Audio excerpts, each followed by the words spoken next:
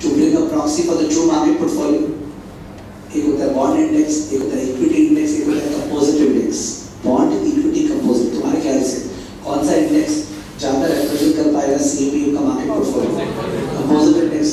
उसमें बॉन्ड भी है, इक्विटी भी है ना, तो उसका 60% इक्विटी और 40% क्या हो, बॉन्ड हो. तो वो कंपोजिट इंडेक्स जो है उसका बात है, इक्विटी इंडेक्स का बात है, बॉन्ड इंडेक्स का बात है. इंडिया में तो अपने इक्विटी इंडेक्स के अलावा कोई इंडेक्स जानते ही नहीं. सेंसेक्स, निफ्टी, बॉन्ड नहीं है तो बॉन्ड इंडेक्स कहाँ से होगा? The bond market is very less developed. So there is no question of creating a bond index over here. But globally, the bond market ka size is much bigger as compared to equity market ka size. Clear? So therefore, bond indexes have also been talked about. But yes, retail level पे, अपने level पे, we can more relate to this chapter via equity indexes. No doubt about it. तो एक तो index का दरकार क्या हो गया? Index can be used for the purpose of passive management, for the purpose of passive management, the CME advice. दूसरा, index can be used as benchmark for performance evaluation. Very important in understanding कि index can be used as benchmark for performance evaluation. एक fund manager है, उसका मेरे को performance evaluate करना है, एक साल में कितना रिटर्न कमाया, क्या रिस्क किया, उसका परफॉर्मेंस इवैल्यूएट करने के लिए किसी से कंपेयर तो करेंगे ना, तो बेंचमार्क चाहिए. Could be benchmark is an index, could be benchmark could be taken as an index. Okay, if you are a small cap manager, what manager? Small cap fund manager, मतलब managing small cap stock portfolio. So can your performance be compared to the Sensex in India? No, because Sensex consists of what? Large cap. I never said that benchmark index ही होना चाहिए. मेरा बोलने का मतलब था benchmark index हो सकता है अगर risk characteristics of the portfolio and the index is what? Same. ठीक है, तो दो काम बोला इंडेक्स का. पहला काम क्या बोला था? Passive management. दूसरा काम क्या बोला? Performance evaluation for benchmarking purpose. तीसरा हो गया at the end of the day, don't you want to know how has market performed? आज बाजार कैसा था? तो आज बाजार कैसा था तो तुम सारा का सारा लिस्टेड स्टॉक्स का लिस्ट थोड़ी देगा, देखा आज ऐसा था. ठीक है, तो दैट केस मोटा मोटी कैसा था, मतलब more less how did the market perform. ठीक है, वो क्या सेंसेक्स बढ़ा था, निफ्टी गिरा था, तो उस काम में आते हैं. चौथा, जितना भी स्टडीज कैरी आउट कर रहे हैं ना अपने को, सीएपीएम का ऐसे स्टडी कैरी आउट करना, उन सब में आरएफ चाहिए. RF plus RF minus RF कहाँ से आएगा? तो आरएफ के लिए भी तो कोई ना कोई इंडेक्स चाहिए. तो ये सारा रिक्वायरमेंट्स है इंडेक्स का. ठीक है, we require that for passive management, we require that for performance evaluation, we require that because we got to know how the market is performed. ठीक है, we require that because of our studies. Okay, the studies of the market के लिए अपने को indexes चाहिए. ये indexes क्यों चाहिए? इसका कोई एलओएस नहीं दिया. ठीक है, इसका एलओएस नहीं है कि what are the uses of index. Tell us, explain. इसका मतलब direct question should not be expected. But yes, when you begin the chapter, if you have it in your mind, it's good कि देखो index का ये सब use. So what is the chapter then focusing about? The chapter is then focusing on index construction. क्या? Index construction के ऊपर focus है, index construction के ऊपर. उसमें यानी कि चैप्टर मैथमेटिकल टोन में चला गया. चैप्टर ये बात करना चाह रहे हैं सेंसेक्स का वैल्यू, सेंसेक्स का जो वैल्यू आ रहा है, सेंसेक्स का जो वैल्यू आ रहा है, निफ्टी का जो वैल्यू आ रहा है 5250, वो भी फॉर्मूला से आ रहा होगा. तो बताओ वो फॉर्मूला क्या? ठीक है, तो इंडेक्स कंस्ट्रक्शन में उसका डिस्कशन हुआ. ओके, तो सुना प्लीज. इंडेक्स कंस्ट्रक्ट करने का 3 मेथड्स. एक होता है प्राइस वेटेड इंडेक्स, एक होता है मार्केट कैप वेटेड इंडेक्स, और एक होता है unweighted index. Price weighted, market cap weighted और क्या? Unweighted index. अनवेटेड इंडेक्स, इन तीनों में से कौन सा इंडेक्स ज्यादा वेटेज उन स्टॉक्स को देगा जिनका मार्केट कैप हाई है, मार्केट कैप वेटेड, और कौन सा इंडेक्स उनको ज्यादा वेट्स देगा जिसका प्राइस हाई है, प्राइस वेटेड. ठीक है, तो अगर अपने एक इंडेक्स बनाए 3 स्टॉक्स का, कितने स्टॉक्स का? 3 स्टॉक्स. ऑब्वियसली 3 स्टॉक्स का इंडेक्स कोई बनाता नहीं. ठीक है, 30, 40, 50 स्टॉक्स तो रहते ही, बट ऐसे फॉर एकेडमिक अंडरस्टैंडिंग अगर 3 स्टॉक्स का इंडेक्स बनाए, प्लीज सुनना, 3 स्टॉक्स का इंडेक्स बनाए, उन तीनों स्टॉक्स का दाम $20, $30, $40, $20, $30, $40. ठीक है, तो if I do 20 + 30 + 40 the whole divide by 3, 20 + 30 + 40 the whole divided by 3 equal to what? 30 है. Is it a price weighted index or a market cap weighted index or an unweighted index? It's a price weighted index. लगता नहीं है दिखने में, जो common sense से करेगा हो सकता है वही कैलकुलेट के बोल दो, बिकॉज उसको लगेगा सबको वेट तो क्या मिलेगा सेम। हाउएवर प्रॉब्लम ये है ना कि अगर कल के दिन जो स्टॉक ए था ना $20 का, उसका दाम 10% बढ़ता है, 10% बढ़ता है, तो इंडेक्स का न्यूमरेटर का टोटल क्या आएगा? पहले था 20 + 30 + 40 क्या था 90 था, अब टोटल क्या आएगा 90 था, तो आंसर आएगा 92 / 3, 92 / 3 ये आंसर आएगा। तो पहले 90/3 था, अब 92/3 तो कितना आया 30.67, 30 से 30.67 you can find out the percentage change. दूसरा, अगर जो 50 वाला स्टॉक था 20 30 40 बोला था, जो 40 वाला स्टॉक था अगर वो 10% बढ़ा तब टोटल क्या आएगा 94, तो 94/3 तो आ रहा है 31.33। लोकेट इट, इंडेक्स 30.67 जा रहा था, अगर 20 वाला स्टॉक 10% बढ़ा और इंडेक्स तो 31.33 जा रहा है, अगर 90 वाला स्टॉक 10% बढ़ा तो वेटेज तो ज्यादा मिला ही है किसको 90 वाले को, 90 वाले को वेटेज ज्यादा मिला, 40 वाले को वेटेज ज्यादा मिला। तो it's a price weighted index. तो यार प्राइस वेटेड इंडेक्स से इजी फॉर्मूला दुनिया में पैदा नहीं हुआ है। प्राइस को जोड़ो divide by number of stocks, price को जोड़ो divide by number of stocks. इसका एग्जांपल है, एग्जांपल तो बहुत सारा होगा, but the one that you are supposed to know is the Dow Jones industrial average index, which index Dow Jones industrial average. Next page में देख रहे हैं प्राइस वेटेड इंडेक्स में, प्राइस वेटेड इंडेक्स में summation P divided by divisor. Okay, इसका example क्या है DJI डाउ जोन्स इंडस्ट्रियल एवरेज। और भी एग्जांपल्स होता होगा, वो उसके लिए आपको रिस्पांसिबल नहीं करेगा वो, okay, but DJI you are supposed to know. Now ध्यान देना, लास्ट बुलेट लिखा हुआ है, last bullet, divisor is adjusted for stock split and changes in composition of firms in the index. Divisor is adjusted for stock splits. Stock split is okay with you all? Okay, stock split कहाँ पे किया तुमने? EPS में। Stock split जो है कि $10 face value share breaking up into 2 shares of $5 face value. तो जो stock split अगर होता है तो in that case fundamentally तो कुछ change हुआ नहीं, because केवल एक शेयर का 2 शेयर हो गए। तो ये लोग चाहते हैं कि अगर stock split हो तो इंडेक्स अफेक्टेड हो कि नहीं हो, नहीं हो।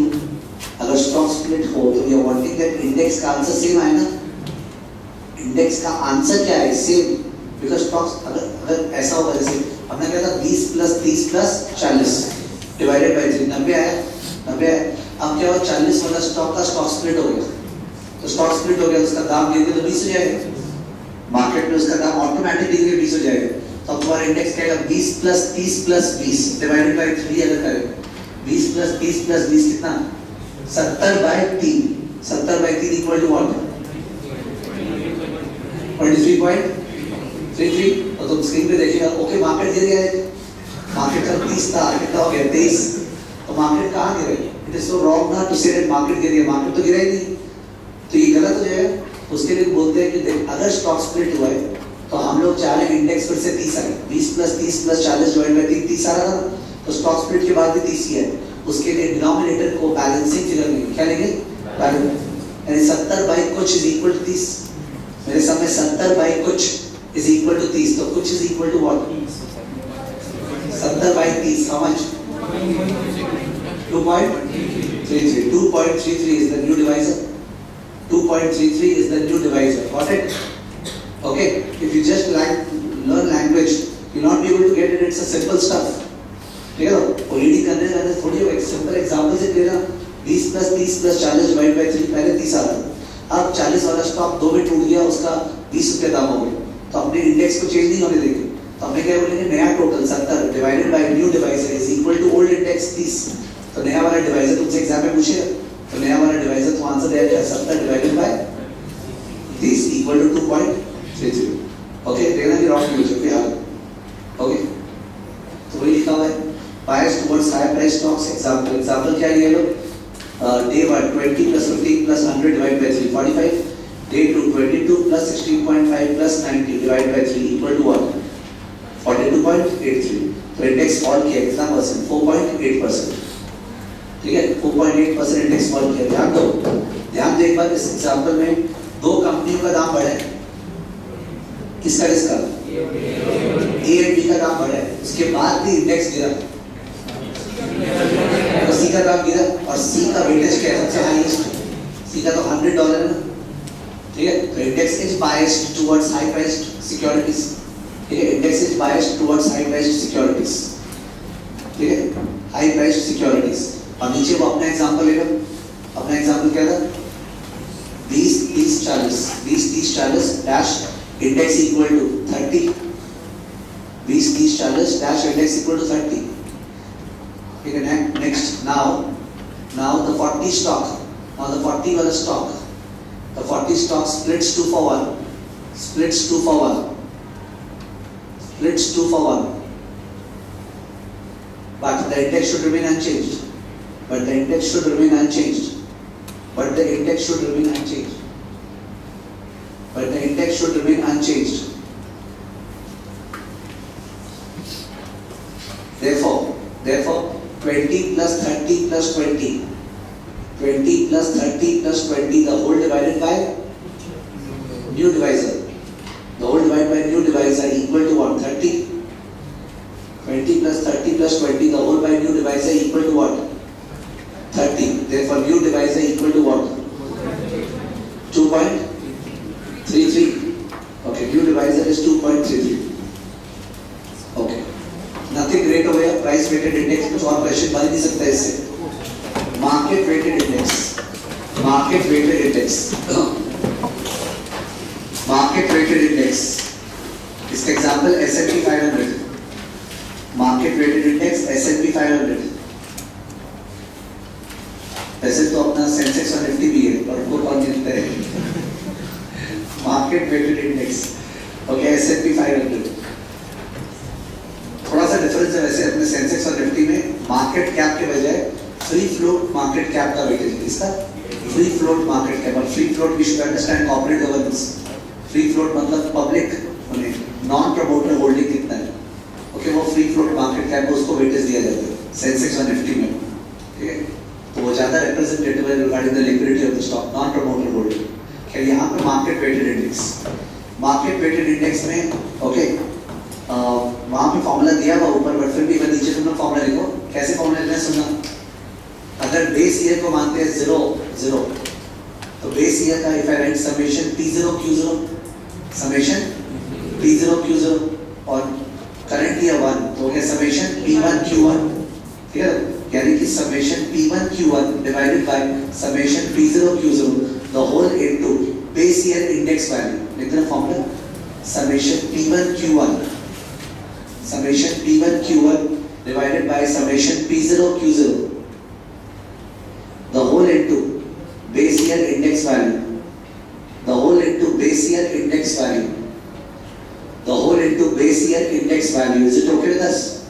The whole into base year index value मतलब आज अगर सेंसेक्स जो है अगर 17,000 पे कोट हो रहा है 17,000 पे, तो अगर कोई स्टूडेंट सॉफ्टली बोलता है सर सेंसेक्स क्या है, जो 30 कंपनीज है सेंसेक्स के अंदर उनका वेटेड एवरेज है, but then mathematically wrong statement है, लॉजिकली चलेगा, कोई हर्ज नहीं, वेटेड एवरेज सोचने में एकदम चलेगा, बट लॉजिकली मैथमेटिकली रॉन्ग है, बिकॉज कौन सा शेयर है जिसका दाम 17,000 से ऊपर, वेटेड एवरेज तो 17,000 तब आएगा जब कोई चीज 17,000 से ऊपर, कोई चीज 17,000 से नीचे, तभी तो वेटेड एवरेज 17,000 आएगा। इट इज रॉन्ग टू से ना 17,000 वेटेड एवरेज है, वो वेटेड एवरेज नहीं है, वो क्या है, बेस ईयर। जब सेंसेक्स चालू हुआ था तब suppose months I don't remember कब से 1990 वाज द बेस ईयर, तो 1990 में सेंसेक्स का बेस इंडेक्स वैल्यू ये 100 पकड़ा, क्या पकड़ा, 100 या 1000 में पकड़ा हुआ, ठीक है। अब उस दिन जब चालू हुआ, उस दिन जितने भी 30 कंपनीज थे ना, उन सब का मार्केट कैप निकाला, number of shares into share price plus number of shares into share price वगैरह वगैरह, तो एक समेशन P0Q0 आ गया। और आज अभी जब सेंसेक्स स्क्रीन पे चल रहा है, तब जो कंपनीज है उनका number of shares into share price, number of shares into share price किया, तो एक नया टोटल आया। तो आज का टोटल तो क्या ज्यादा आया होगा एज कंपेयर टू उस समय का, तो आज का टोटल जो आया और डिवाइड बाय उस समय का total, the whole into 100 is equal to 17,000, ठीक है। 17,000 तो ऐसे आ रहा है, the new total divide by the old base total, the whole into what base year index value, ठीक है। That is how the Sensex is coming. तो वही दिया, it is biased towards highest capitalised stocks, देखा, ठीक है। और एक बुलेट वहां बीच में लिख दो, adjustment required for stock split. No adjustment required for stock split because the adjustment is inbuilt in the formula. No adjustment is required for stock split because the adjustment is inbuilt in the formula. No adjustment is required for stock split because the adjustment is inbuilt in the formula. Is inbuilt in the formula. समझो ये क्या बोला? अपना जो 20-30-40 वाला example था ना, 20-30-40, उसमें एक बार जस्ट बिकॉज नंबर्स अपने वर्बली बोल पाए, तीनों कंपनी का नंबर ऑफ शेयर्स अगर 100 था, क्या था? 100, ठीक है? तो दैट इज पीक्यू में तो 100 into 20 हुआ होगा, और 100 into क्या 30, और 100 into क्या 40 हुआ होगा। अगर वो 40 वाला स्टॉक 2 for 1 टूट गया, 2 for 1, तो उसका नंबर ऑफ शेयर्स क्या हो गया? 200, और वो 40 का दाम क्या हो गया? 20, तो 200 into 20 is equal to 100 into 40 था। तो इनबिल्ट एडजस्टमेंट अलग से आपको भी अंदर ही अंदर एडजस्टमेंट हो जाएगा। ओके, एग्जांपल क्या दिए लोग? देखो एग्जांपल दिया है, आउटस्टैंडिंग शेयर्स 2000, 4000, 1000, और डे 1 में 20, 15, 100, और डे 2 में 22, 16.5 और 90। जाहिर है डे 1 को लोग बेस पीरियड मान रहे हैं। ओके, तो अगर डे 1 का 2000 into 20, 4000 into 15, 1000 into 100 नीचे किया हुआ है, और डे 2 का 2000 into 22, 4000 into 16.5, 1000 into 90 ऊपर किया हुआ, और द होल into 100 किया नहीं है, बेस ईयर इंडेक्स वाली दिया नहीं है, into 100 होता या जो into 1000, इसका मतलब index has remained what? Unchanged. Sensex flat बंद हो गया, डे 1 डे 2 में सेंसेक्स क्या रह गया? Flat. But doesn't mean that the share prices have not changed, no they have changed, but they have cancelled off each other. Okay, आज A का दाम बढ़ा है, बी का दाम बढ़ा है, सी का दाम गिरा है। पिछला वाला एग्जांपल तो लिया, देखो ना एग्जांपल पिछला वाले लिया वो, बट इस एग्जांपल में नंबर ऑफ शेयर्स यूज कर दिए, तो प्राइस वेटेड इंडेक्स जो गिर रहा था और मार्केट कैप वेटेड इंडेक्स क्या हो रहा है?